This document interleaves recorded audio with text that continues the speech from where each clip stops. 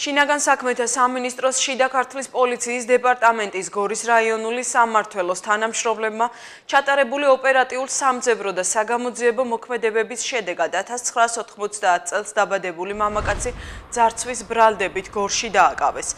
ჩადენილი დანაშაული 4-დან 6 წლამდე ვადით თავისუფლების აღკვეთას ითვალისწინებს. გამოძიებით დადგინდა, რომ ბრალდებულმა გორში გურამიშვილის ქუჩაზე 1978 წელს დაბადებულ პირს საფულე და მობილური ტელეფონი გასტაცა, რის შემდეგაც შემთხვევის ადგილიდან მიიმალა. დაკავებული ჩადენილ დანაშაულს აღიარებს. ნივთმტკიცებების ამოღების მიზნით ტარდება შესაბამისი საგამოძიებო მოქმედებები.